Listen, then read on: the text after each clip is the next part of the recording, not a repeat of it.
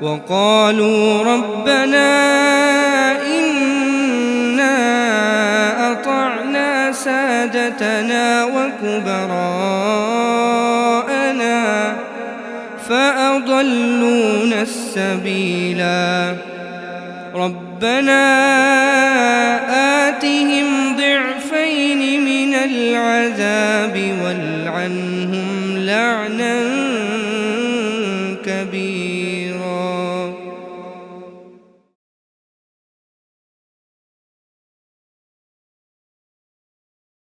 السلام عليكم ورحمة الله وبركاته.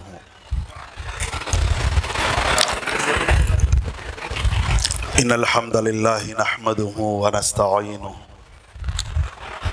من يهده الله فلا مضل له ومن يضلل الله فلا هادي له وأشهد أن لا إله إلا الله وحده لا شريك له وأشهد أن محمدا عبده ورسوله أما بعد فأعوذ بالله من الشيطان الرجيم بسم الله الرحمن الرحيم والضحى والليل إذا سجى ما ودعك ربك وما قلى وللآخرة خير لك من الأولى ولسوف يعطيك ربك فترضى ألم يجدك يتيما فآوى ووجدك ضالا فهدى ووجدك عائلا فأغنى فأما اليتيم فلا تقهر وأما السائل فلا تنهر وأما بنعمة ربك فحدث. கண்ணியத்திற்கும் மாண்பிற்கும் உரிய எல்லாம் வல்ல அல்லாஹ்வின் நல்லடியார்களே, அன்பு பெரியோர்களே, தாய்மார்களே, சகோதரர்களே, சகோதரிகளே, அல்லாஹ்வுடைய பேரருளால் அவனது அருளின் வாசல்களும் அவன் சித்தப்படுத்தியிருக்கும் சொர்க்கத்தின் வாசல்களும் திறக்கப்படும் புனிதமிக்க ரமதானுடைய மாதத்தை நாம் அனைவரும் அடைந்து இந்த மாதத்தின் 25 தினங்களை பூர்த்தி செய்தவர்களாக 26 தினங்களை பூர்த்தி செய்தவர்களாக இன்றைக்கு 27வது இரவிலே நாம் அனைவரும் அமர்ந்திருக்கின்றோம். இந்த தினம் என்பது 1000 மாதங்களை விட சிறந்ததாக திகழும் லைலத்துல் கத்ரை தேடுவதற்குரிய வாய்ப்புள்ள ஒரு இரவாக இருக்கிறது. அல்லாஹ்வுடைய தூதர் ஸல்லல்லாஹு அலைஹி வஸல்லம் அவர்கள் கண்ணியமிக்க பாக்கியமிக்க எந்த இரவை கடைசி ரமதானுடைய 10 இரவுகளிலே தேடுங்கள் என்று சொன்னார்களோ அதனுடைய 7வது வாய்ப்பிலையும் ஒற்றைப்படை என்று எடுத்துக்கொண்டால் அதனுடைய 4வது வாய்ப்பிலையும் நாம் அனைவரும் அமர்ந்திருக்கின்றோம். 27 மட்டும்தான் லைலத்துல் கத்ர் என்று நாமாய் தீர்மானிக்க கூடாது. இந்த 27லே தான் லைலத்துல் கத்ர் அமைந்திருக்கிறது. அதோ இந்த பெரியார்கள் சொல்லி இருக்கிறார்கள், கனவின் வாயிலாக அவர்கள் பார்த்தார்கள் என்று எந்த விஷயங்கள் எல்லாம் சொல்லப்படுகிறதோ அது ஆதாரபூர்வமான அல்லாஹ்வுடைய மார்க்கத்திற்கு ஒருபோதும் சான்றாக அமையாது என்பதை நாம் கவனத்தில் கொண்டு லைலத்துல் கத்ர் என்பது அல்லாஹ்வுடைய மார்க்கம் நமக்கு சொல்லக்கூடிய உயர்தரமான ஒரு 1000 மாதங்களை விட சிறந்ததாக திகழ்கின்ற ஒரு இரவு.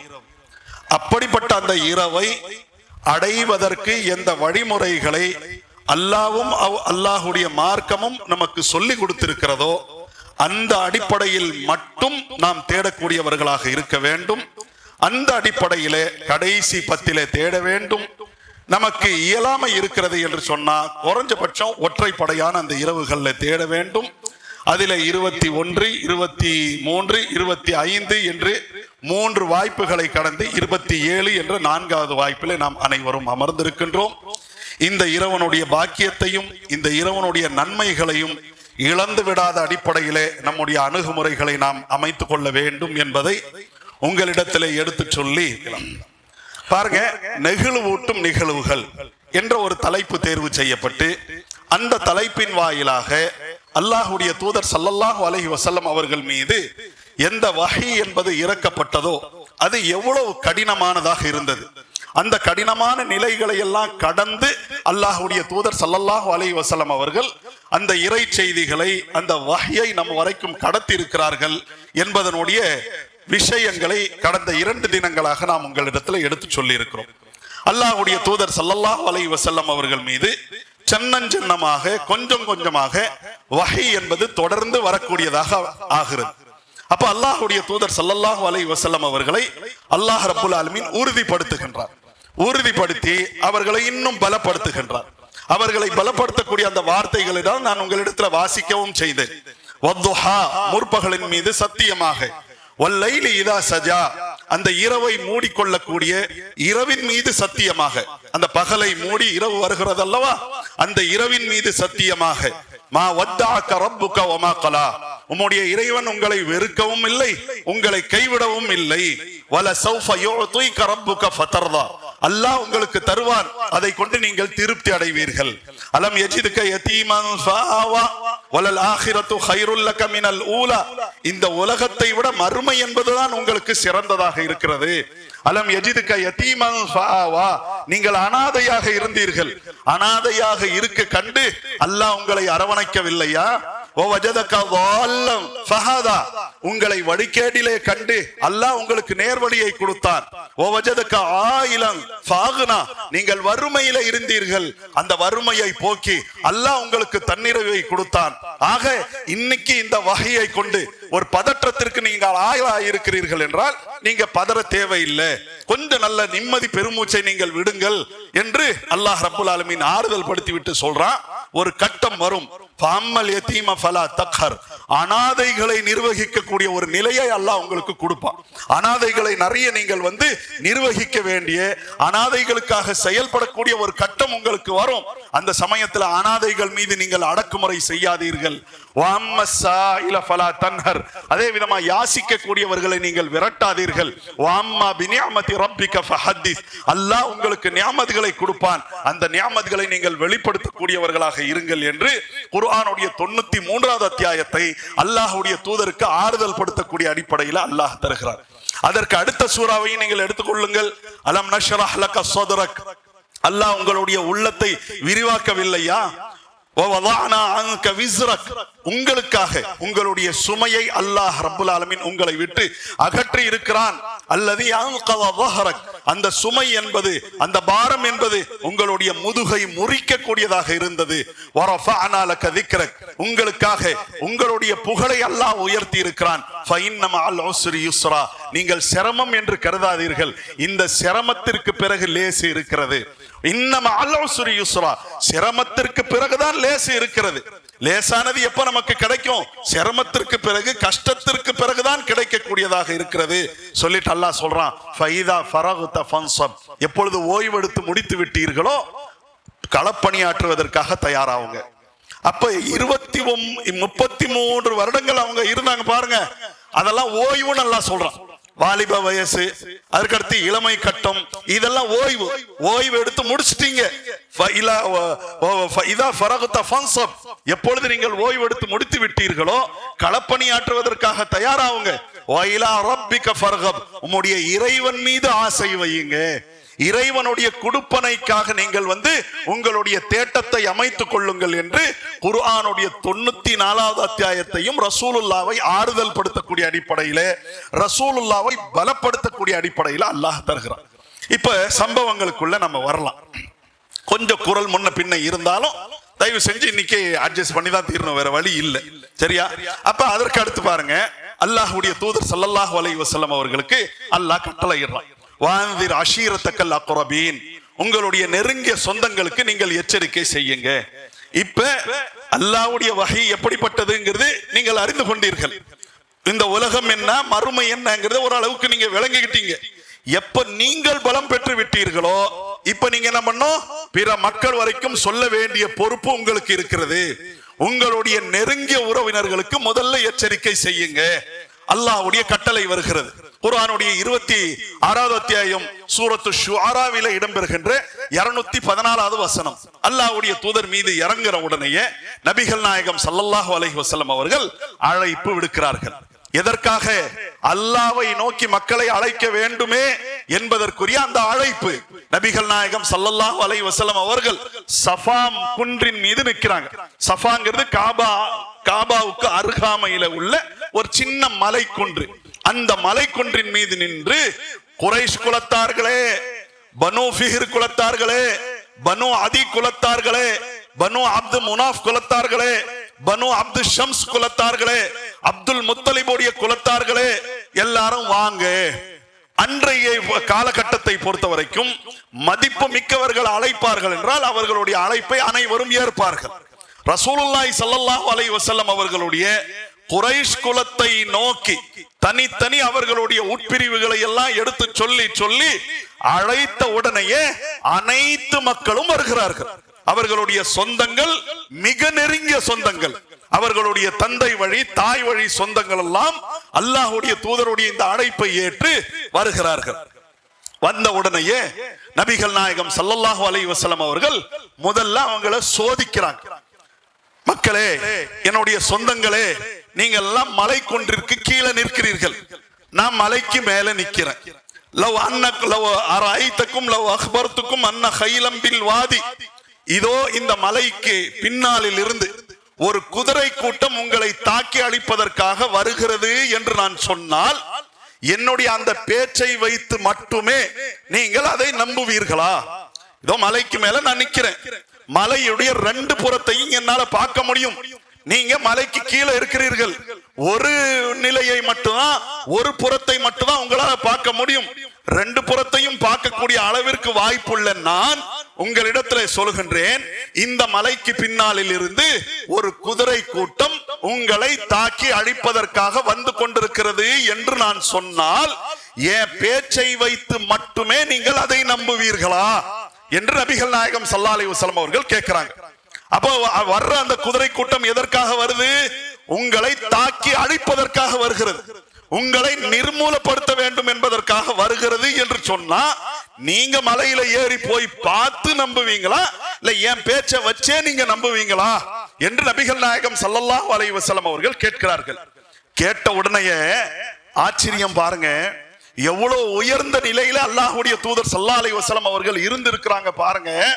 அந்த மக்கள் அனைவரும் கோரஸா ஒருமித்த குரல்ல சொல்கிறார்கள், நாம் ஆமாம் நம்புவோம். மலைக்கு பின்னாலில் இருந்து நம்மை தாக்கி அழிப்பதற்காக ஒரு குதிரை கூட்டம் வந்து கொண்டிருக்கிறது என்று நீங்க சொன்னா உங்க பேச்சை வச்சு மட்டுமே நாம நம்புவோம். சொல்லிட்டு அதற்கு அடுத்த வார்த்தை சொல்றாங்க, அதாங்க நம்ம கவனிக்க வேண்டும். மா ஜர்ரபனா அலைக இல்லா சிதுகா, நீங்கள் உண்மையை தவிர வேற எதையும் பேசியதே இல்லையே. ஜர்ரப யுஜர்ரிபு என்றால் அரபியுடைய இந்த வார்த்தைக்கு என்ன அர்த்தம் தெரியுமா? சோதிப்பது, பரீட்சித்து பார்ப்பது. உங்களை பல கட்டங்கள்ல நாம பரீட்சித்து பார்த்து இருக்கிறோம்.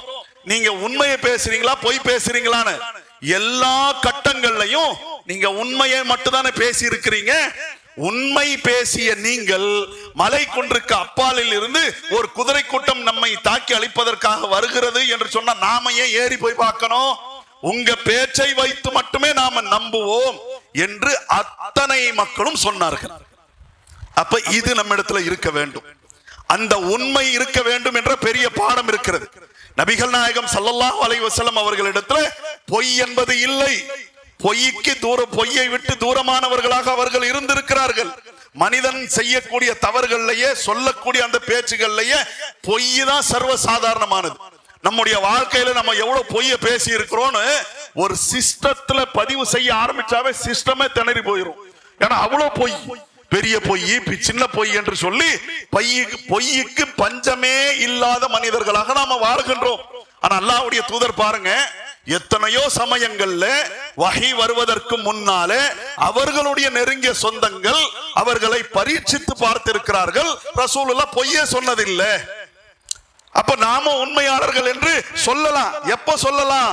வேற யார்கிட்டயோ நம்மளை பத்தி அறியாதவர்கள்ட்ட நாம சொல்லி பீத்தி கொண்டு போகலாம். நம்மை பற்றி அறிந்தவர்கள், நம்முடைய மனைவிமார்கள், நம்முடைய அண்ணன் தம்பி, நம்முடைய பெற்றோர்கள், நம்முடைய சொந்த பந்தம் நம்மளை சொல்லணும். ரொம்ப பெர்ஃபெக்டான ஆளு.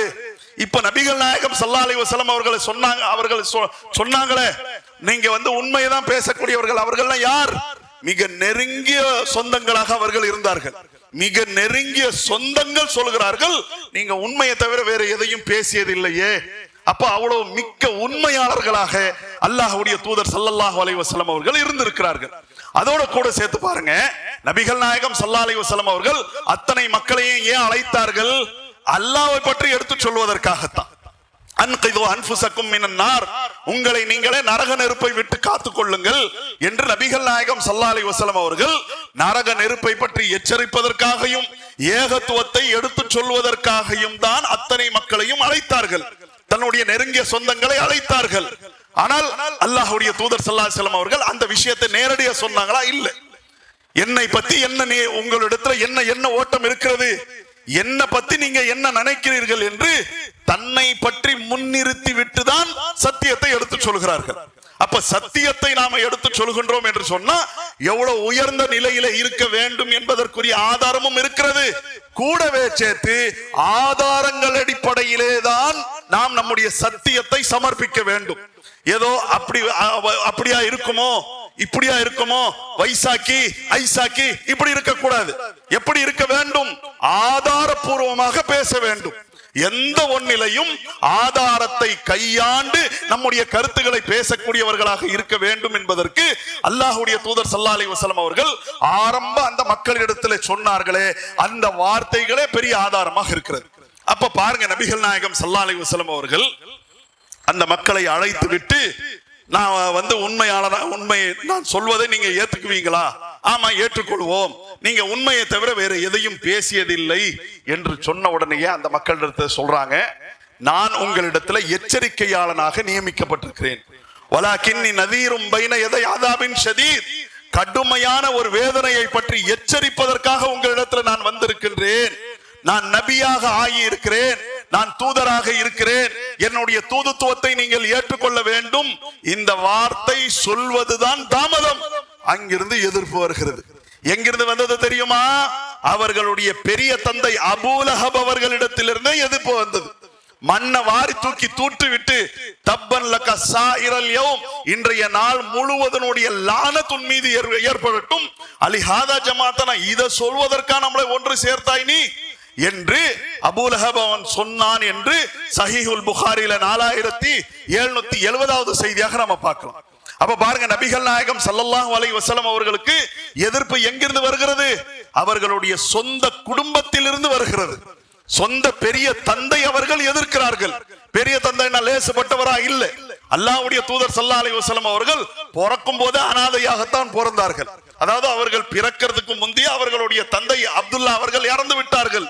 அப்துல்லா இறந்த உடனேயே ஆமீனாவுக்கு பிறக்கக்கூடிய இந்த குழந்தையை யார் எடுப்பது, வளர்ப்பது, பராமரிப்பது என்ற அந்த பேச்சு வர்ற அந்த சமயத்துல அவர்களுடைய பெரிய தந்தை அபூ லஹப் அவர்கள் தான் நான் எடுத்து வளர்ப்பேன் என்று போட்டி போட்டார்கள். போட்டி போட்ட அபூ லஹப் அவர்கள் தான் 40 வயசு வரைக்கும் இவர்களை பார்த்தவர்கள். இவர்கள் மீது அவ்வளவு கொள்ளை அன்பு வைத்திருந்த அபூ லஹப் அவர்கள் தான் நான் தூதரா ஆயிருக்கிறேன், என்னுடைய தூதுத்துவத்தை ஏற்றுக்கொள்ள வேண்டும், ஆகிரத்துக்காக நீங்கள் செயல்பட வேண்டும் என்ற இந்த வார்த்தை சொன்னதுதான் தாமதம். அங்கிருந்து எதிர்ப்பு வருகிறது என்று சொன்னால் நாம இருக்கக்கூடிய கொள்கை, சொல்லக்கூடிய கொள்கை எப்படிப்பட்டதாக இருக்க வேண்டும் என்று சொன்னா அது முள் பாதையின் மீது நடக்கக்கூடிய அளவிற்கு இருக்க வேண்டும். நாம சொல்லக்கூடியது எல்லாமே இனிமையானதாக இருக்கிறது, எல்லாம் ஆமோதிக்கக்கூடிய அடிப்படையில இருக்கிறது என்றால் அது சத்தியமா இருக்க முடியாது. அப்ப சத்தியம் எப்படிப்பட்டது என்றால் உடைச்சி பேசக்கூடிய அடிப்படையில இருக்க வேண்டும் என்பதற்கு இந்த செய்தி பெரிய ஆதாரமாக இருக்கிறது. நபிகள் நாயகம் ஸல்லல்லாஹு அலைஹி வஸல்லம் அவர்கள் ஆரம்பமாக இந்த சஃபா மலையின் மீது நின்று இந்த விஷயங்களை எடுத்து சொல்றாங்க. அப்ப ரசூலுல்லாஹி ஸல்லல்லாஹு அலைஹி வஸல்லம் அவர்களுடைய ஆரம்ப பிரச்சாரங்கள் எப்படி இருந்தது அப்படிங்கிறதுக்கு ஹதீஸ்ல ஆதாரம் இருக்கிறது. சஹீஹுல் புகாரியுடைய 7வது செய்தியை நீங்கள் எடுத்து பார்க்கலாம். அல்லாஹ்வுடைய தூதர் ஸல்லல்லாஹு அலைஹி வஸல்லம் அவர்கள் அந்த மக்கள்கிட்ட என்ன சொன்னாங்க?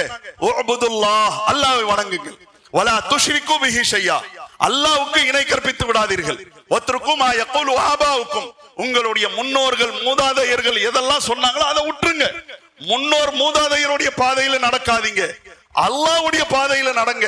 அல்லாஹ் எந்த வழிகாட்டுதலை எனக்கு தருகின்றானோ அந்த வழியின் அடிப்படையிலே நீங்கள் நடங்கள்.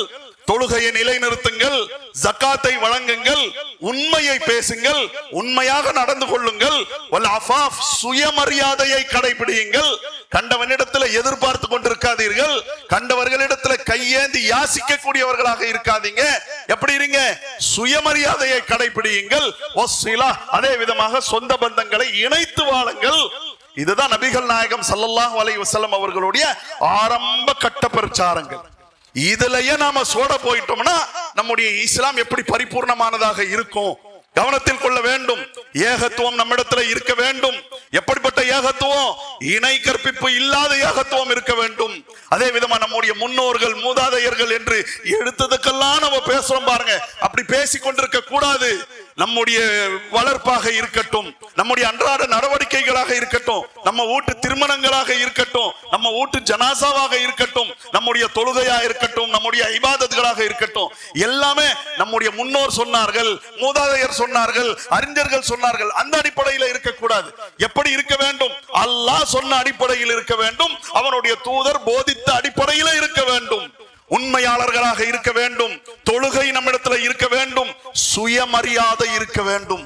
சுயமரியாதை இழந்த காலகட்டத்தில் இருக்கிறோம். நல்ல நல்ல குடும்பத்தை சேர்ந்தவர்கள் எல்லாம் இன்றைக்கு என்ன ஆயிடுறாங்க? ஓசியா நமக்கு ரொம்ப ஈஸியா கிடைக்கக்கூடிய ரூட் என்று சொல்லி பிறரிடத்துல யாசிக்கக்கூடிய அளவிற்கு, பிறரிடத்துல கையாண்டக்கூடிய அளவிற்கு, பிறரிடத்துல எதிர்பார்க்கக்கூடிய அளவிற்கு தரம் தாழ்ந்து விடக்கூடிய காலகட்டத்தை நாம் அடைந்திருக்கின்றோம். ஆக சுயமரியாதை ஒருபோதும் விட்டுவிடக் கூடாது. சிரமப்பட்டு கஷ்டப்பட்டு நாம உழைச்சு பொருளாதாரத்தை திரட்டி நம்முடைய வாழ்க்கையை முன்னெடுக்க வேண்டுமே தவிர மற்றவங்க நம்முடைய தேவைகளை பூர்த்தி செய்து விடுவார்கள் என்று அந்த எதிர்பார்ப்பில் இருக்கக்கூடாது. நாம எதிர்பார்க்காம, நாம கேட்காம நம்மை நோக்கி வந்துருச்சுன்னா அல்லாஹ் நமக்கு கொடுக்கக்கூடிய அன்பளிப்பு அதை நாம பெற்றுக்கொள்ளலாம், அதை நாம சுகிக்கலாம். ஆனால் எதை செய்யக்கூடாது? பிறரிடத்துல எதிர்பார்த்து கொண்டிருக்க கூடாது, பிறரிடத்துல யாசிக்க கூடாது. யார் யாசிக்கிறார்களோ, கேட்டு கேட்டு போறாங்களோ, இறங்கி இறங்கி கெஞ்சி கெஞ்சி அந்த நிலைக்கு போறாங்களோ, நாளை மறுமையில அவர்கள் எழுப்பப்படுவார்கள். அவர்களுடைய முகத்திலே சதை இருக்காது. இன்னைக்கு நம்முடைய சமுதாயத்தை சேர்ந்த ஆண்களும் பெண்களும் பெரியவர்களும் முதியவர்களும் இந்த யாசிக்கக்கூடிய நிலைக்கு போயிடுறாங்களே, அம்மாஜி மாஜி அப்படின்னு போயிடுறாங்களே. இதை யாருங்க மாத்தணும்? நம்ம தான் மாத்தணும். அவர்களுக்கு நம்மால் முடிஞ்சதை கொடுத்துட்டு அதற்கு அடுத்து அவங்களை தனியா வச்சு இதெல்லாம் செய்யாதீங்க, ஏன் இப்படி இருக்கிறீங்க, எத்தனை வாய்ப்புகள் இந்த உலகத்திலே இருக்கிறது. அந்த மாதிரி ஏதோ ஒரு நாளைக்கு 100 ரூபாய் 200 ரூபாய் 500 ரூபாய் கிடைக்கக்கூடிய அந்த வாய்ப்புகளை நோக்கி போங்க, இப்படி போவாதீங்க என்று எடுத்து சொல்ல வேண்டிய கடமை நமக்கு இருக்கிறது. அந்த காரியத்தை நாம் செய்ய வேண்டும். சுயமரியாதையை கடைபிடிக்க வேண்டும். சொந்த பந்தங்களை இணைத்து வாழ வேண்டும்.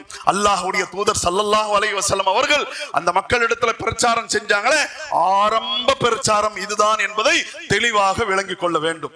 அப்படிப்பட்ட அந்த பிரச்சாரங்கள்லாம் ரசூலுல்லாஹி ஸல்லல்லாஹு அலைஹி வஸல்லம் அவர்கள் செஞ்சாங்களே, எப்படி? ஆதாரத்தை காட்டி செய்தார்கள். குர்ஆனை எடுத்து காட்டினாங்க. அதே விதமா தம்முடைய தூய வாழ்க்கையை எடுத்து காட்டினார்கள். லவ் ஷா அல்லாஹு மா தலவுதுஹு அலைக்கும் வலா அத்ராக்கும் பிஹி. அல்லாஹ் நாடி இருந்தால் இதை உங்களுக்கு நான் சொல்லி இருக்க மாட்டேன். அல்லாஹ்வுடைய நாட்டு, அதனால தான் நான் எடுத்து சொல்றேன். வலிய உங்களிடத்துல வந்து சொல்ல வேண்டிய அவசியம் எனக்கு என்ன இருக்கிறது? அல்லாஹ் சொல்லிட்டான், போய் சொல்லு, அதனால நான் சொல்கின்றேன். அதே விதமாக அல்லாஹ் நாடி இருந்தா அல்லாஹ் உங்களுக்கு இதை அறிவித்து கொடுக்காமல் இருந்திருப்பான். ஏன் அல்லாஹ் உங்களுக்கு அறிவிக்கிறான்? ஏன் அல்லாஹ் எனக்கு சொல்லுகிறான் என்று சொன்னா, நீங்கள் மனிதர்களாக மனிதம் மிளிரக்கூடியவர்களாக நீங்கள் இருக்க வேண்டும் என்பதற்காகத்தான் அல்லாஹ் சொல்றானே தவிர நீங்கள் மிருகங்களாக இருக்க வேண்டும் என்பதற்காக சொல்லவில்லை. ஆக நபிகள் நாயகம் ஸல்லல்லாஹு அலைஹி வஸல்லம் அவர்கள் தன்னுடைய வாழ்க்கையை சமர்ப்பித்து எடுத்து சொன்னார்கள். அப்ப நம்மளும் எந்த சத்தியத்தை எடுத்து சொல்றோமோ, உண்மையை எடுத்து சொல்றோமோ, அதற்கு நம்முடைய பேச்சை, நம்முடைய வாழ்க்கையை, நம்முடைய நிலைகளை, நம்முடைய நடவடிக்கைகளை சமர்ப்பிக்க வேண்டும். நான் சுயநலத்திற்காக சொல்லவில்லை, பேர் புகழுக்காக சொல்லவில்லை என்பதை அல்லாஹ்வுடைய தூதர் ஸல்லல்லாஹு அலைஹி வஸல்லம் அவர்கள் ஆரம்பமாக எப்படி சொன்னாங்களோ அந்த நிலைக்கு நாம் ஆளாக வேண்டும். நம்முடைய நிலைகளை சமர்ப்பிக்கக்கூடியவர்களாக நாம் இருக்க வேண்டும். ரசூலுல்லாஹி ஸல்லல்லாஹு அலைஹி வஸல்லம் அவர்கள் சொன்ன சத்தியத்திற்கு ஆதாரமா எதை சொன்னாங்க? ரெண்டு. ஒன்னு குர்ஆனை சொன்னாங்க, இன்னொன்னு தன்னுடைய என் வாழ்க்கையை பார், என் வாழ்க்கையை பார். உங்களிடத்துல பேரை வாங்கணும், புகழ வாங்கணும், காசு பணத்தை அடிக்க வேண்டும், இதற்காக நான் சொல்றேன் இல்லையே. அல்லாஹ்வுடைய தூதர் ஸல்லல்லாஹு அலைஹி வஸல்லம் அவர்கள் ஆரம்பமாக தன்னுடைய வாழ்க்கையையும் குர்ஆனையும் சான்றாக எடுத்து சொன்னார்கள். இப்படியாக எடுத்து சொன்ன உடனேயே அதே விதமாக இன்னும் அந்த மக்கள் ஆதாரம் கொடுங்க, நமக்கு சான்றுகளை கொடுங்க என்று கேட்ட அந்த சமயத்துல சந்திரனை பிளந்து காட்டுகிறார்கள். இதெல்லாம் ஆரம்பத்தில் நடக்கக்கூடியது. சந்திரன் இருக்கிறது அல்லவா, நிலாவை நபிகள் நாயகம் ஸல்லல்லாஹு அலைஹி வஸல்லம் அவர்கள் சான்றை, அவர்கள் அற்புதத்தை கேட்ட அந்த சமயத்தில் சந்திரத்தை பாருங்க, அந்த சந்திரன் அப்படியே பிளக்கவிருக்கிறது. சந்திரன் பிளக்குதுங்க. அந்த சந்திர கோள் இருக்கிறது, அது அப்படியே பிளந்து ஒரு பக்கம் மேல இருக்குது, இன்னொரு பக்கம் கீழே, ரெண்டுக்கும் இடையில அந்த ஹிரா குகை, ரசூலுல்லாஹ் போய் ஆரம்பத்துல போய் உட்கார்ந்து இருந்தாங்களே, அந்த ஹிரா குகை தெரியக்கூடிய அடிப்படையில சந்திரனுக்கு மத்தியில பிளவு ஏற்படுகிறது. அல்லாஹ்வுடைய தூதர் ஸல்லல்லாஹு அலைஹி வஸல்லம் அவர்கள் அற்புதமாக இவைகளை அந்த மக்களிடத்துல எடுத்து சொல்றாங்க. சொல்லி தன்னுடைய தூய வாழ்க்கை, அவர்களுடைய தூய பேச்சு என்ன ஆகுது தெரியுமா? நாளொரு வண்ணமும் பொழுதொரு மேனியுமாக அப்படியே அல்லாஹ்வுடைய தூதருடைய தூதுத்துவத்தை, இந்த ஏகத்துவத்தை ஏற்றுக்கொள்ளக்கூடிய அந்த மக்களுடைய எண்ணிக்கை என்பது அப்படியே உயரக்கூடியதாக, கணிசமாக அதிகரிக்கக்கூடியதாக நம்ம பார்க்கலாம். ஆரம்பமாக வரக்கா அவர்கள் இஸ்லாத்தை ஏற்றுக்கொள்கிறார்கள். வரக்கா பின் நௌஃபல் இருக்காங்க இல்லையா, அவங்க இஸ்லாத்தை ஏற்றுக்கொள்கிறார்கள். ஹதீஜா அம்மையார் இஸ்லாத்தை ஏற்றுக்கொள்கிறார்கள். அப்ப பாருங்க, ஹதீஜா யாரு? ரசூலுல்லாஹ்வுடைய மனைவி. ரசூலுல்லாஹ்வுடைய அந்த உண்மைத்துவத்தின் மீது எவ்வளவு உறுதியான நம்பிக்கை மனைவிக்கு இருந்திருந்தா, நீங்க கரெக்டா தாங்க சொல்றீங்க, நீங்கள் சொல்லக்கூடியது பொய்யா இருக்க முடியாது என்று மனைவி ஏற்றுக்கொள்கிறார்கள் என்றால், அப்படியான உண்மையான கணவர்களாக நாம் இருக்க வேண்டும். ஏதோ கல்யாணம் ஆயிருச்சு, நானும் கணவனா மாறிட்டேன், நானும் தகப்பனா மாறிட்டேன் என்று சொல்வது அல்ல. நானும் மனைவியா மாறிட்டேன், நானும் அம்மாவா மாறிட்டேன் என்று சொல்வது அல்ல. ஹதீஜா அம்மையார் எப்படி இருந்தாங்களோ, அவர்களுடைய கணவர் முஹம்மது ஸல்லல்லாஹு அலைஹி வஸல்லம் அவர்கள் எப்படி இருந்தாங்களோ அப்படி உள்ளவர்களாக நாம் இருக்க வேண்டும். ரசூலுல்லாஹ் தூதுத்துவத்தை சொல்றாங்க. ஆரம்பமாக வரக்கா பின் நௌஃபல் ஏற்றுக்கொள்கிறார்கள். இரண்டாவது ஆள் ஹதீஜாங்க. இரண்டாவது இடத்துல ஹதீஜா ரலியல்லாஹு அன்ஹா அவர்கள் ஏற்றுக்கொள்கிறார்கள். அபூபக்கர் ஏற்றுக்கொள்கிறார்கள். அலி ரலியல்லாஹு அன்ஹு அவர்கள் ஏற்றுக்கொள்கிறார்கள். பிலால் ரலியல்லாஹு அன்ஹு, யாசிர் ரலியல்லாஹு அன்ஹு, சுமையா அவர்கள், அம்மார், ஹப்பாப், மிக்தாத், சுஹைப், ஸைத் இப்னுல் ஹாரிஸ் போன்றவர்கள் எல்லாம் இஸ்லாத்தை ஏற்றுக்கொள்கிறார்கள். அப்படியே முஸ்லிம்களுடைய எண்ணிக்கை அதிகரிக்கிறது. இன்றைக்கு உலகத்தினுடைய ஜனத்தொகை என்பது 800 கோடி. 800 கோடியில 200 கோடி முஸ்லிம்கள் இருக்கிறார்கள். 200 கோடி முஸ்லிம்கள் இருக்கதான் ஒரு சின்ன சமுதாயம் பாதிக்கப்படுகிறது. இம்மாம்பரிய கூட்டத்தால் ஒன்னும் செய்ய முடியல. ஆனால் அன்றைக்கு உருவானார்கள் சின்ன கூட்டம்ங்க. அவர்கள் ஏற்படுத்திய மாற்றம், அவர்கள் ஏற்படுத்திய அந்த எழுச்சி, அவர்கள் கொண்டு வந்த அந்த புரட்சி, இந்த எழுச்சி நீடித்து நிற்கக்கூடியதை நாம பார்க்கலாம். அப்ப சின்ன கூட்டம் ஏற்றுக்கொள்கிறார்கள். என்னவெல்லாம் நடந்தது, ஒரு சில சம்பவங்களை நான் எடுத்து சொல்றேன் பாருங்க. நம்முடைய கண்களை குளமாக்கி விடக்கூடிய அடிப்படையில் இத்தனை கடினமான கட்டங்களை கடந்த பிறகுதாங்க இந்த மார்க்கம் நம்ம வரைக்கும் வந்திருக்கிறது. ஏதோ ஏசியில இருந்து கொண்டு, அப்படியே பிரம்மாண்டமான அந்த நிலைகள்ல இருந்து கொண்டு, சுகமான வாழ்க்கையில இருந்து கொண்டெல்லாம் இஸ்லாம் நம்ம வரைக்கும் வரவில்லை. எத்தனை கடினமான கட்டங்களை கடந்த பிறகு வந்திருக்கிறது அப்படிங்கிறதுக்கு சில ஆதாரங்களை நான் உங்களிடத்தில் எடுத்து சொல்கின்றேன். ரசூலுல்லாஹி ஸல்லல்லாஹு அலைஹி வஸல்லம் அவர்கள் இந்த தூதுத்துவத்தை அந்த மக்களுக்கு முன்னால் எடுத்து சொல்றாங்க. ரசூலுல்லாஹ்வுடைய பேர் என்னங்க? அல்லாஹ்வுடைய தூதர் இருக்காங்களே, நம்முடைய உயிரினும் மேலான ரசூலுல்லாஹ்வுடைய பேர் என்ன? அப்படியே கொஞ்சம் முன்னால வந்துருங்க. ரசூலுல்லாஹ்வுடைய பேர் என்ன? முஹம்மது தானே? முஹம்மது தானே? முஹம்மதன் யார் பேர் வச்சது? குறைஷை சேர்ந்தவர்கள் தான் வைக்கிறாங்க. முஹம்மது என்றால் புகழப்பட்டவர் என்ற அர்த்தம். புகழப்பட்டவர் என்று பேரை வச்சதை யாரு? அந்த குறைஷை சேர்ந்தவர்கள் தான். அதே குறைஷை சேர்ந்தவர் இவர் உண்மையை பேசுகிறார் என்பதற்காக இவர் தூதரா நியமிக்கப்பட்ட பிறகு அவர்களுக்கு இவர் சொல்ற அந்த கொள்கை பிடிக்கலங்கிறதுக்காக முஹம்மதுங்கிறத முஸம்மம்னு மாத்திட்டாங்க. முஸம்மம், முஹம்மது என்றால் புகழப்பட்டவர், முஸம்மம் என்றால் இகழப்பட்டவர், இகழுக்கு சொந்தக்காரர், இழிவானவர், கேவலமானவர் அப்படின்னு அவர்கள் அந்த முஹம்மதுங்கிறத அதே டோன்ல முஸம்மம் என்று மாத்தினார்கள். அல்லாஹ்வுடைய தூதர் ஸல்லல்லாஹு அலைஹி வஸல்லம் அவர்கள் அதையும் சாதகமா ஏற்றுக்கொள்கிறார்கள். ஏத்துக்கிட்டு என்ன சொல்றாங்க, இந்த மக்களிடத்துல உள்ள முரண்பாடை பாருங்கள். முகம்மதுன் பேரை வச்சது இவங்க தான், இன்னைக்கு அந்த பேரை மாத்தி முதம்மமுன் கூபுர்தான் இவங்க தான். ஆனா அதே நேரத்துல என் பேர் என்ன முதம்மமா முகம்மதானா, முகம்மதா என் பேரு. அவர்கள்ட்டே போய் கேளுங்க, முதம்மம் கேக்குறீங்க கூப்பிடுறீங்களே, இவருடைய ஒரிஜினல் பேர் என்ன முகம்மதுன்னு அவர்களே சொல்வார்கள். ஆக முரண்பாடை அவர்களுடைய வாயிலேயே அல்லாஹ் வச்சிருக்கிறான். நபிகள் நாயகம் ஸல்லல்லாஹு அலைஹி வஸல்லம் அவர்கள் சொன்னார்கள் என்று சஹீஹுல் புகாரியிலே 3533வது செய்தியாக நாம பார்க்கலாம். அதே விதமாக இவரை பார்த்து சூனியக்காரர், சூனியம் செய்யப்பட்டவர், பொய்யர், பெரும் பொய்யர், பைத்தியம், இதெல்லாம் குர்ஆன்ல உள்ளதுங்க. வகாலு அவர்கள் சொன்னார்கள், யா அய்யுஹல்லதீ நுஸ்ஸில அலைஹி ذிக்ர், போதனை இறங்குகிறது என்று சொல்லக்கூடிய முஹம்மதே, இன்னக லமஜ்னூன், நீ ஒரு பைத்தியம். முஹம்மது என்றும் சாதிக் என்றும் அமீன் என்றும் உண்மையாளர் என்றும் நம்பிக்கைக்குரியவர் என்றும் வாயார புகழ்ந்த அந்த வாய் இவர் சூனியக்காரர், இவர் ஒரு பைத்தியக்காரர் என்று சொன்னா எவ்வளவு நோவினை ஏற்படும். அவர்களும் மனிதர் தானே, எவ்வளவு கஷ்டம், எவ்வளவு சிரமம். ஆமாங்க, ரொம்ப நோவினைப்பட்டது. குர்ஆன்ல அடுக்கடுக்கான வசனங்கள். வலகத் நஅலமு அன்னகும் யகூல் வலகத் நஅலமு அன்னக யதீகு ஸத்ருக பிமா யகூலூன், அவர்கள் சொல்லக்கூடிய அந்த வார்த்தைகள் அதெல்லாம் உங்களுடைய உள்ளத்திற்கு எவ்வளவு நெருக்கடி ஏற்படுகிறது என்பதை தூதரே நாம் அறிவோம். வஸ்பிர் வமா ஸப்ருக இல்லா பில்லாஹ், கொஞ்சம் சபர் செய்யுங்க. இன்றைக்கு உங்களுடைய காரியங்கள்லாம் தாழ்ந்ததாக இருக்கிறது, உங்களுடைய பலங்கள் குன்றி இருக்கிறது. இன்ஷா அல்லாஹ் பலத்தை அல்லாஹ் உங்களுக்கு கொடுப்பான். அலம் யஜிதுக யதீமம் ஃபஆவா, அனாதையாக இருக்க கண்டு அல்லாஹ் உங்களை அரவணைக்கவில்லையா? வழிகேடில இருக்க அல்லாஹ் உங்களுக்கு நேர்வழியை கொடுக்கவில்லையா? நீங்கள் வறிய நிலையில இருக்க அல்லாஹ் உங்களை அரவணைக்கவில்லையா? ஃபஅக்னா, அல்லாஹ் உங்களை கனியாக செல்வந்தராக மாற்றவில்லையா? எல்லாத்தையும் அல்லாஹ் கொடுத்தா இல்லையா? இந்த நிலையும் மாறும், கொஞ்சம் சபர் பண்ணுங்க, பொறுமையை கையாளுங்கள். அல்லாஹ்வுடைய தூதர் ஸல்லல்லாஹு அலைஹி வஸல்லம் அவர்களுக்கு அல்லாஹ் ஆறுதலை சொல்கின்றான். எப்படியெல்லாம் அன்றைக்கு இருந்தது என்பதை நாம் கவனத்தில் கொண்டு பார்க்க வேண்டும். அல்லாஹ்வுடைய தூதர் ஸல்லல்லாஹு அலைஹி வஸல்லம் அவர்கள் மீது இஸ்லாத்தை ஏற்றுக்கொண்டார்களே, அவங்களுடைய நிலைமை எப்படி இருந்தது? அப்துல்லா இப்னு மஸ்ஊத் ரலியல்லாஹு அன்ஹு அவர்கள் சொல்றாங்க. அப்துல்லா இப்னு மஸ்ஊத்ங்கற இந்த சஹாபியும் ஆரம்ப கட்டத்தினுடைய முஸ்லிம், ஆரம்ப கட்டத்தில் இஸ்லாத்தை ஏற்றுக்கொண்டவர். அவர் சொல்லக்கூடிய அந்த வார்த்தையை நேரடி அப்படியே ஹதீஸில் இருந்து நான் மொழிபெயர்க்கிறேன். கான அவ்வல மன் அவ்ஹர இஸ்லாமுஹு, ஆரம்பமாக அல்லாஹ்வுடைய தூதர் மீது அல்லாஹ்வுடைய தூதர் மீது நம்பிக்கை வைத்து நாம் இஸ்லாத்தை ஏற்றுக்கொண்டோம் அல்லவா, 7 நபர்களாக இருந்தோம். ஒன்னு யாரு? ஹதீஜா அவர்கள், அபூபக்கர், அம்மார், அவர்களுடைய தாயார் சுமையா, சுஹைப், பிலால், மிக்தாத் என்ற இந்த 7 நபர்கள் தான் ஆரம்பமாக இஸ்லாத்தை ஏற்றுக்கொண்டார்கள். நாம ஏற்றுக்கொண்டது இந்த மக்களுக்கு பிடிக்கவில்லை, மதம் மாறிவிட்டார்கள் என்று சொல்லி அவர்கள் ரொம்ப பதற்றத்திற்கு ஆளானார்கள். அப்ப அந்த சமயத்திலே ஃபஅம்மா ரசூலுல்லாஹி ஸல்லல்லாஹு அலைஹி வஸல்லம், அல்லாஹ்வுடைய தூதராகிய நபிகள் நாயகம் ஸல்லல்லாஹு அலைஹி வஸல்லம் அவர்களை பொறுத்த வரைக்கும் அந்த மக்கள் பெருசா கை வைக்கல, சொல்லடிதான் கொடுத்தாங்களே தவிர கல்லடி எல்லாம் வரல அவர்களுக்கு. ஏன் தெரியுமா?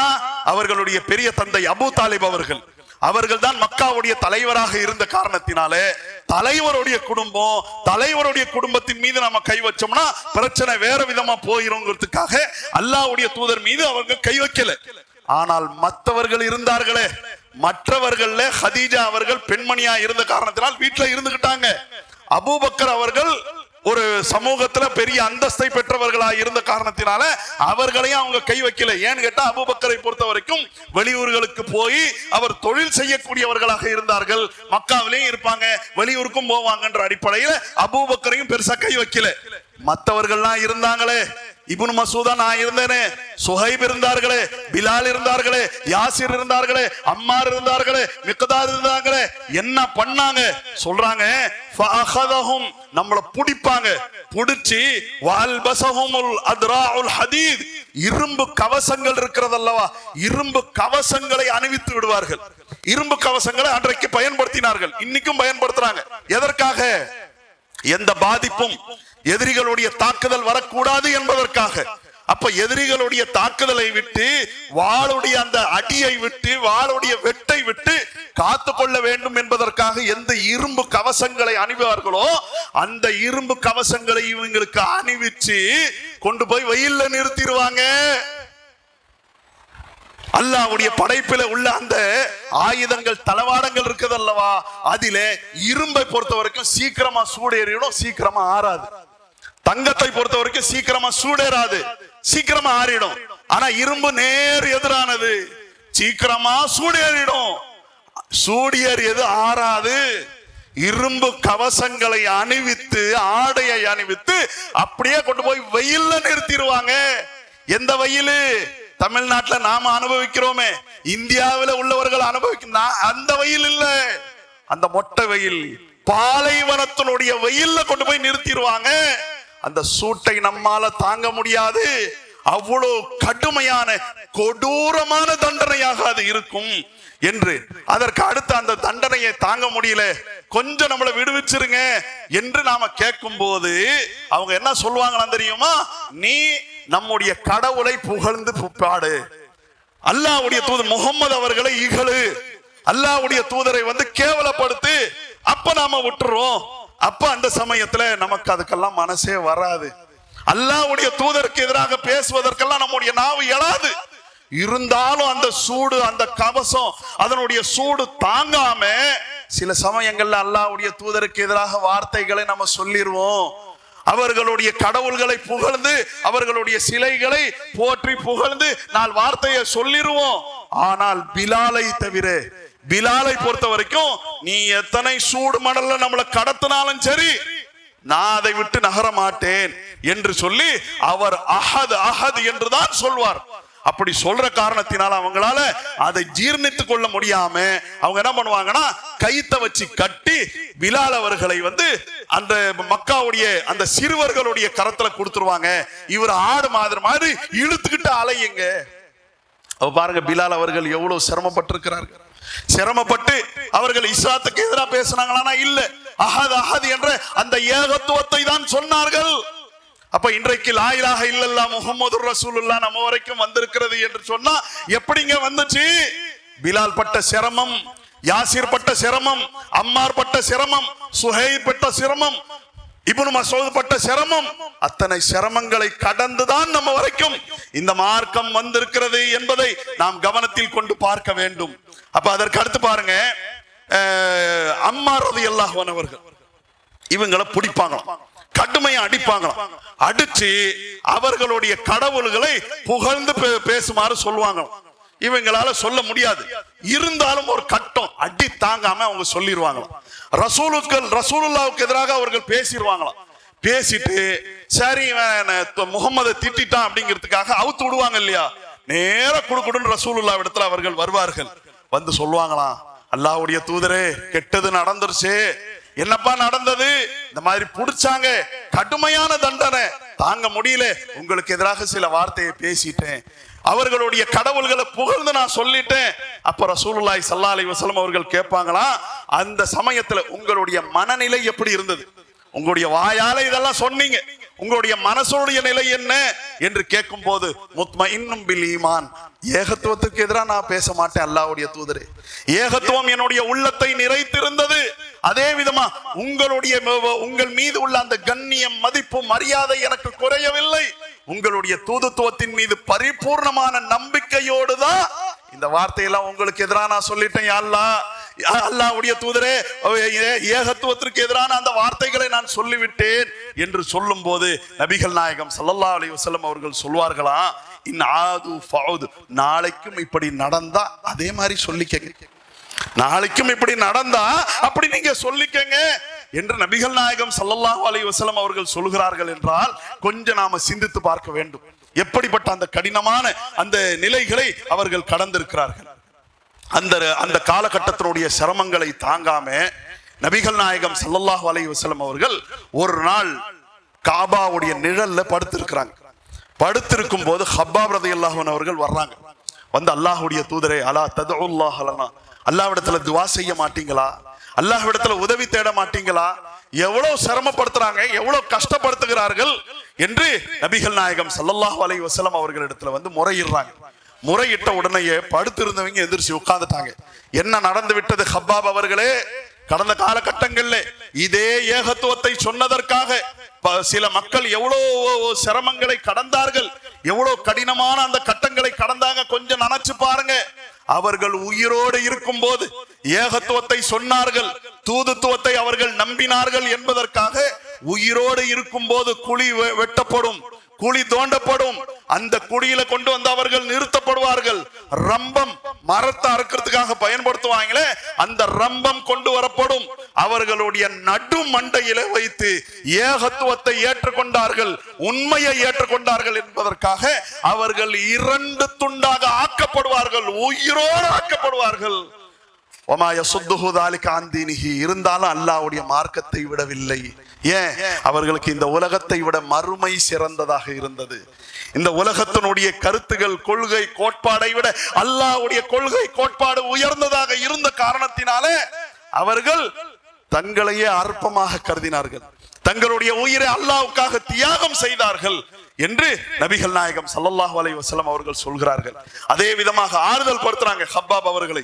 இன்னும் சில மக்கள் இருந்தார்கள், அவர்கள் ஏகத்துவத்தை ஏற்றுக்கொண்டார்கள் என்பதற்காக சீப்புகள் பழுக்க காய்ச்சப்படும். எந்த சீப்பு நாம பயன்படுத்துறோம்? பிளாஸ்டிக் சீப்பு அல்ல, இரும்பு சீப்புகள் பழுக்க காய்ச்சப்பட்டு நல்ல வெதுவெதுன்னு ஆக்கப்பட்டு அது அப்படியே வந்து சூடேற்றப்பட்டு அப்படியே கொண்டு வந்து மேனியில கொண்டு வந்து சொருகி அவர்களுடைய எலும்புகளையும் நரம்புகளையும் சதைகளையும் தோலையும் அந்த இரும்பு சீப்புகள் பதம் பார்த்துவிடும்.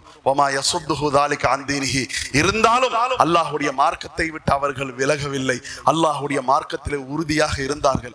இந்த கட்டங்கள்லாம் நீங்கள் கடக்கணும். கடந்த பிறகு வல்லாஹ், அல்லாஹ்வின் மீது சத்தியமாக,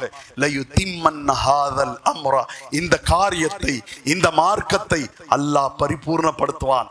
இந்த மார்க்கத்தை சொல்லக்கூடியவர்கள் மேலோங்குவார்கள், அதிகமாவார்கள். இவர்களுடைய கரங்களுக்கு அல்லாஹ் உலகத்தினுடைய நிர்வாகங்களை தருவான். மிகப்பெரிய கண்ணியம் நமக்கு இருக்கிறது, அல்லாஹ்விடத்துல மிகப்பெரிய கூலி இருக்கிறது.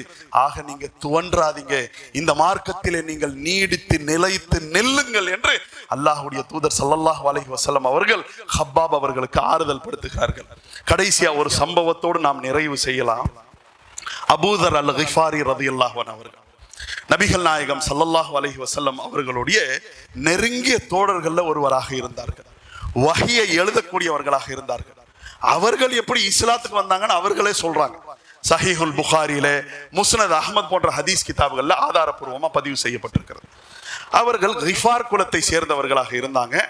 மக்காங்கிறது அவங்களுடைய சொந்த ஊர் இல்லை, மக்காவுக்கு வெளியே ஒரு சிறு கிராமத்துல அவர்கள் இருந்தாங்க. அப்ப இந்த தகவல்கள்லாம் அவங்க கேள்விப்படுறாங்க. மக்காவுல முகம்மதுங்கிற ஒருத்தர் இறை தூதர் என்று தன்னை சொல்கிறாராம், ஒரு புதிய கொள்கையை சொல்கிறார் என்ற இந்த தகவல்கள் எல்லாம் அவங்க கேள்விப்படுறாங்க. கேள்விப்பட வேண்டும் என்று சொன்னா இங்க அவ்வளவு சர்ச்சை இருந்தாதானே கேள்விப்பட முடியும், அதை பத்தியான பேச்சு இருந்தாதானங்க கேள்விப்பட முடியும். கவனத்தில் கொள்ள வேண்டும். அன்னைக்கு நான் ஏதாவது வாட்ஸ்அப் இருந்ததா, இல்ல பேஸ்புக் இருந்துச்சா, ஏதோ ஒரு பதிவு போட்டு அங்க போய் அவங்க பார்த்துட்டாங்க? இல்லையே. இவங்களுக்கு மத்தியில் அவ்வளவு சர்ச்சை இருக்க வேண்டும், இவர்களுக்கு மத்தியில் அதை அந்த அளவுக்கு பேச்சு இருக்க வேண்டும். பேச்சு இருந்தாதான் அங்க வரைக்கும் போய் சேரும். போய் சேர்ந்தது. அபூதர் அவர்களுக்கு இத பத்தி தெரிஞ்சுக்கணும்னு ஆசை. அந்த ஆசைப்பட்டவர்களாக தன்னுடைய சகோதரரை கூப்பிட்டு என்ன சொல்றாங்கன்னா, நீ போய் மக்காவுல என்ன நிலவரம் கொஞ்சம் பார்த்துட்டு வா. இவர்கள் வர்றாங்க. அபூதர் அவர்களுடைய சகோதரர் அண்ணனும் தம்பியோ வர்றாங்க. வந்து பார்த்துட்டு உள்ள நிலவரங்கள்லாம் பார்த்துட்டு மீண்டும் ஊருக்கு திரும்பி போறாங்க. திரும்பி போன உடனே அவங்க கேட்கிறாங்க, என்ன பார்த்தே? இல்லைங்க, முகம்மதுன்னு ஒருத்தர் இருக்கிறாரு, அவருக்கு கடுமையான எதிர்ப்பு அங்க இருக்கிறது, அவரை ஏற்றுக்கொண்டவர்கள் சின்ன எண்ணிக்கையில இருக்கிறார்கள், அவர் வந்து அல்லாவை மட்டும் வணங்க வேண்டும்ங்கிறாரு, அல்லாவுக்கு யாரையும் இணை கற்பிக்க கூடாது, உண்மை பேச வேண்டும், இதை வந்து அவர் சொல்லக்கூடியவராக இருக்கிறார் அப்படிங்கிற இந்த தகவல் சொல்றாங்க. என்னப்ப நீ சொல்றது எல்லாம் விவரத்தோடு வருவேன்னு பார்த்தா அறகுற விவரத்தோடு வந்திருக்கிறியே, என் உள்ளத்திற்கு அது திருப்தியை கொடுக்கவில்லையே என்று சொல்லி அபூதர் அவர்களே பயணத்தினுடைய தயாரிப்பை செய்து கொண்டு மக்காவுக்கு வர்றாங்க. வந்து காபா ஆலயம்ங்கிறது அன்னைக்கு ஒரு பொது ஆலயம், யார் வேணாலும் வந்து தங்கலாங்கிற அளவிற்கு அந்த ஆலயம் என்பது அன்றைக்கும் மதிப்புள்ளதாக இருந்தது. அப்ப காபாவுக்கு அருகாமையில வந்து அவங்க தங்குறாங்க. ஒரு நாள் முழுவதும் போது நிலைமையெல்லாம் பாக்குறாங்க. வர்றவங்க போறவங்களுடைய நிலையெல்லாம் பார்த்தா முகம்மதுன்னு பேரை சொன்னாவே அடி உழுவும் போல இருக்கிறது. முகம்மதுன்னு பேர் சொன்னாவே போதும் கடினமான கட்டங்களை கடக்க வேண்டும் என்ற ஒரு நிலை அப்படிங்கிறத இவங்க பாக்குறாங்க. அதனால அன்னைக்கெல்லாம் அப்படியே இருந்துடுறாங்க. இரவு கழிகிறது. மறுநாள் யார்கிட்டையும் பேசுவதற்கும் கேட்பதற்கும் இவங்களுக்கு எந்த ஒரு தைரியமும் வரவில்லை. அப்ப இந்த நிலையில இருக்கும் போது அலி அவர்கள் வர்றாங்க. அலி ரலியல்லாஹு அன்ஹு அவர்கள் இருக்காங்க இல்லையா, அலி ரலியல்லாஹு அன்ஹு அவர்கள் வர்றாங்க. வந்து அன்றைக்கு 2 வேளை தொழுகை என்பது கடமையானதா இருந்தது ஆரம்பத்துல. இப்ப மிஅராஜுக்கு ரசூலுல்லாஹ் போய் வந்த பிறகுதான் 5 வேளை தொழுகை. ஆரம்பத்துல 2 வேளை தொழுகை கடமை. அந்த தொழுகையை வந்து காபாவுல தான் நிறைவேற்றுவார்கள். அப்ப அந்த தொழுகைக்காக வர்றாங்க. வந்துட்டு இவரை பாக்குறாங்க, யார் புதுசா ஆள் வந்திருக்கிறாரு. போய் இப்ப அருகாமையில போயிட்டு, என்னங்க என்ன விஷயமா வந்திருக்கிறீங்க? ஒண்ணு இல்லைங்க. அவர் பாருங்க அப்படியே மறைக்கிறாங்க. அலி யாருன்னு இவங்களுக்கு தெரியாது, இவங்க யாருன்னு அவங்களுக்கு தெரியாது. அப்ப அந்த அடிப்படையில என்ன விஷயமா வந்திருக்கிறீங்க? ஒண்ணும் இல்லைங்க, அப்படி சும்மா தான் வந்தேன். இல்ல சொல்லுங்க, ஏதோ ஒண்ணு நீங்க மறைக்கிறீங்க, என்னதான் தகவல்? அல்லவா இந்த ஏற்படுத்துறோம் உடனே ஒன்னாவதுன்னா அவங்க கேட்கறாங்க, ஒரே ஒரு விஷயங்க, நீங்க மறைச்சுக்கிட்டீங்கன்னா நான் சொல்றேன். என்னன்னா, நான் வந்து கிஃபார் குலத்தை சேர்ந்தவன், மக்காவுக்கு வெளியிலிருந்து நான் வர்றேன். அப்ப இந்த நிலையில வந்து இந்த முகம்மதை பத்தி நான் கேள்விப்பட்டேன். முகம்மது ஏதோ ஒரு புதிய கருத்தெல்லாம் சொல்றாராமே, அவர் யாரு, என்ன கருத்தை சொல்கிறார், அதை பத்தி தெரிஞ்சுக்கணுங்கிறதுக்காகத்தான் வந்தேன். நல்ல வேலை, நான் அவர் ஆளு தான், என்கிட்ட தான் நீங்க கேட்டிருக்கிறீங்க. அப்ப நீங்க என்ன பண்ணுங்க, அவர் வந்து ஒரு இடத்துல மறைந்திருக்கிறார். அந்த இடத்துக்கு உங்களை நான் அழைத்து கொண்டு போறேன். அழைத்து கொண்டு போகும்போது அவர்கிட்ட நீங்க நேரடியா பேசிக்கலாம். ஆனால் போற பாதைங்கிறது கடினமானது. அவர் எங்க இருக்கிறாருங்கிறது யாருக்கும் தெரியாது, நமக்கு தான் தெரியும். அப்ப அந்த அடிப்படையில அவருடைய மறைவிடத்தை நோக்கி நான் உங்களை அழைத்து கொண்டு போறேன். ஆனால் போற இந்த வழி வந்து ஒரு கடினமான ஒரு நிலையாக இருக்கிறது. அப்ப வந்து எதிரிகள் நிறைய இருப்பாங்க. அதனால வந்து நான் அப்படியே போயிட்டே இருப்பேன். என்னை பின்தொடர்ந்து இங்க வந்து கொண்டே இருங்க. உங்கள் விஷயத்துல யாரையாவது நான் பயந்தால், உங்களை யாராவது தாக்கிடுவாங்க என்று நான் பயந்தால், என் செருப்பை சரிப்படுத்துற மாதிரி நான் அப்படியே உட்கார்ந்துருவேன். நீங்க பாட்டுக்கு சரசரன் திரும்பி பார்க்காம போயிட்டே இருக்கணும். திரும்பி பார்க்காம நீங்க போயிட்டே இருக்கணும். நீங்க எப்படி போறீங்கன்றது நான் பார்த்துட்டு உங்களை வாட்ச் பண்ணி நான் ஃபாலோ பண்ணிக்கிறேன். ஆனால் நீங்க திரும்பி பார்த்து, அலி அவர்களே எப்படி போனோம் என்ன போனோம்னா, அப்புறம் உங்களுக்கு வர்ற ஆபத்துக்கு நான் பொறுப்பு இல்லை. என்ன சரி அப்படின்னு 2 பேரும் அதை ஒத்துக்கொண்டு அலி அவர்கள் முன்னால போறாங்க. இவர்கள் பின்தொடர்ந்து அப்படியே வந்து கொண்டே இருக்கிறார்கள். அப்படி வரக்கூடிய அந்த சமயத்துல அல்லாஹ்வுடைய பெரிய ஒரு பேரருள், எந்த ஆபத்தும் இல்லாம ரசூலுல்லாஹ் மறைந்திருந்த அந்த இடத்திற்கு இவர்களை அழைத்து கொண்டு செல்றாங்க. போன உடனேயே ரசூலுல்லாஹி ஸல்லல்லாஹு அலைஹி வஸல்லம் அவர்களிடத்துல அபூதர் தன்னை பற்றி அறிமுகப்படுத்துறாங்க. அறிமுகப்படுத்திட்டு, நீங்க சொல்லக்கூடிய அந்த மார்க்கத்தை சொல்லுங்க. ரசூலுல்லாஹ் எல்லா தகவல்களையும் சொல்றாங்க. ரசூலுல்லாஹ்வுடைய பிரச்சாரம் எந்த அளவுக்கு இருந்தது பாருங்க. புதுசா வர்றார், உடனே அவர் இஸ்லாத்தை ஏற்றுக்கொள்கிறார். அஷ்ஹது அல்லா இலாஹ கலிமா சொல்லிடுறாங்க. சொன்ன உடனே ரசூலுல்லாஹ்வுடைய வார்த்தை பாருங்க, புகாரில இடம்பெறுகிறது. அபூதர் அவர்களே, உக்தும் ஹாதல் அம்ர, இஸ்லாத்தை ஏத்துக்கிட்டீங்க இல்லையா, எப்படி வந்தீங்களோ வந்த மாதிரியே போயிருங்க. இஸ்லாத்தை ஏத்துக்கிட்ட மாதிரி எல்லாம் காட்டாதீங்க. உங்களுடைய கலிமாவை, உங்களுடைய அந்த இஸ்லாத்தை உங்கள் வரைக்குமே மறைத்துக் கொள்ளுங்கள். யாரிடத்திலையும் வெளிப்படுத்தாதீர்கள். எப்ப வரைக்கும்? நாம மேலோங்கிற வரைக்கும். அப்ப அந்த நம்பிக்கை இருக்கணும். நாம எந்த கொள்கையில இருக்கிறோமோ அந்த கொள்கை மேலோங்க வேண்டும். ரசூலுல்லாஹ்வுடைய ஆரம்ப வார்த்தை உக்தும் ஹாதல் அம்ர, இந்த காரியத்தை உங்கள் வரைக்குமே மறைத்துக் கொள்ளுங்கள். ஹத்தா ஸுஹூருனா, நாம மேலோங்கிற வரைக்கும் இதை நீங்கள் அப்படியே கடைபிடியுங்கள். நபிகள் நாயகம் ஸல்லல்லாஹு அலைஹி வஸல்லம் அவர்கள் சொல்றாங்க, நாம மேலோங்குவோம், நம்முடைய எண்ணிக்கை கூடும். அப்ப அந்த சமயத்துல உங்களுடைய அந்த நிலைப்பாடை நீங்க சொல்லுங்க. உடனே அவங்க பாருங்க, இவ்வளவு செழிப்பு மிக்க கொள்கை நீங்க நமக்கு சொல்லி கொடுத்துருக்கிறீங்க, ஏகத்துவத்தை சொல்லி இருக்கிறீங்க, நான் ஏன் வரைக்குமே மறைச்சுக்கணுமா? முடியாது. சட சடன் வெளியே வர்றாங்க. காபா ஆலயத்திற்கு வந்து, குறைஷிகளே இதோ இங்க வாங்க. குறைஷிகள்லாம் வர்றாங்க. கூப்பிட்ட உடனே எப்படி முஹம்மது ஸல்லல்லாஹு அலைஹி வஸல்லம் கூப்பிட்ட உடனே வந்தாங்களோ அந்த மாதிரி வர்றாங்க. வந்த உடனே அஷ்ஹது அல்லா இலாஹ இல்லல்லாஹ் வ அன்ன முஹம்மதுர் ரசூலுல்லாஹ் சொன்ன உடனே அடி உழுது பாருங்க. அவர்கள் சொல்லுகிறார்கள், ஹத்தா அமூதா, நான் மௌத்தாயிருவேனோ, தொலைஞ்ச நான், அவ்வளவுதான், என் கதை முடிஞ்சது என்று சொல்லக்கூடிய அளவிற்கு நான் அடிக்கப்பட்டேன். எந்த அளவுக்கு நான் முஸ்னத் அஹ்மதுல இதே செய்தி பதிவு செய்யப்படுகிறது. அப்படி ரத்தம் சொட்ட சொட்ட என்னை அடித்தார்கள். எந்த அளவுக்குனா பொரிப்பதற்கு தயாரான மீன் எப்படி இருக்குமோ, நம்ம மீனை வாங்கி எடுத்து அதற்கு மசாலா போட்டு போய் பொரிக்கிறதுக்காக நாம தயார்படுத்தி வைப்போமே, அந்த மாதிரி பொரிப்பதற்கு தயாரான மீன் மாதிரி நிலைமை ஆயிருச்சு. நல்ல வேளை அப்பாஸ் அவர்கள் ஓடி வந்தார்கள். யாரப்பா நீங்க அடிக்கிறீங்க? இவர் கிஃபார் குலத்தை சேர்ந்தவர், இவரை எனக்கு நல்லா தெரியும், இவர்களுடைய ஊரை கடந்துதான்ப்பா நம்ம தொழிலுக்கெல்லாம் போகணும், வியாபாரத்துக்கு போக வேண்டும். ஆக இவரை நீங்க ஏதாவது கை வச்சு முன்ன பின்ன நடந்துருச்சுன்னா அப்புறம் இவங்களுடைய குலத்தை சேர்ந்தவங்க நம்மளை சும்மா விட மாட்டாங்க என்று அப்பாஸ் அவர்கள் சொன்ன பிறகு, எச்சரித்த பிறகுதான் என்னை விட்டார்கள். அபூதர் கிஃபாரி சொல்லக்கூடிய தகவலை சஹீஹுல் புகாரில ஆதாரபூர்வமாக நாம பார்க்கலாம். அப்ப எந்த அளவிற்கு நிலைமை ஆகிவிட்டது என்றால், நாளொரு வண்ணமும் பொழுதுமேனியுமாக அப்படியே மார்க்கம் வளர்கிறது. மார்க்கத்தை ஏற்றுக்கொண்டவர்கள் அதிகரிக்கிறார்கள், எதிர்ப்பு கடுமையானதாக மாறுகிறது. ரசூலுல்லாவின் மீதே தாக்குதல்கள் தொடுக்கப்படுகிறது. ரசூலுல்லாவையே காபா ஆலயத்துல தொலைவிட மாட்டோம் என்று சொல்லி நெருக்கடிகளுக்கு ஆளாக்குகிறார்கள். இந்த சமயத்துல நபிகள் நாயகம் ஸல்லல்லாஹு அலைஹி வஸல்லம் அவர்கள் சொல்றாங்க தன்னுடைய தோழர்களை பார்த்து, நீங்க அடி உத வாங்குறதெல்லாம் என்னாலேயே சகிக்க முடியாததாக இருக்கிறது. ஆகவே நீங்க என்ன பண்ணுங்க, ஹிஜ்ரத் செஞ்சு இங்க இருந்து மக்கா விட்டு போயிருங்க. அப்ப ஹிஜ்ரத்திற்காக தயாராகிறார்கள். ஹபஷாவை நோக்கி, அபிசீனியாவை நோக்கி ஒரு குழு செல்கிறது. அந்த குழு போன உடனேயே அவர்களை பின்தொடர வேண்டும் என்பதற்காக இங்கிருந்து ஒரு கூட்டம் தயாராகிறது. என்ன நடந்தது? இன்ஷா அல்லாஹ் நாளைய தினத்திலையும் நெகிழ்வூட்டும் நிகழ்வுகள் தொடரும். வாஹிர் தாவானா அல்ஹம்துலில்லாஹி ரப்பில் ஆலமீன்.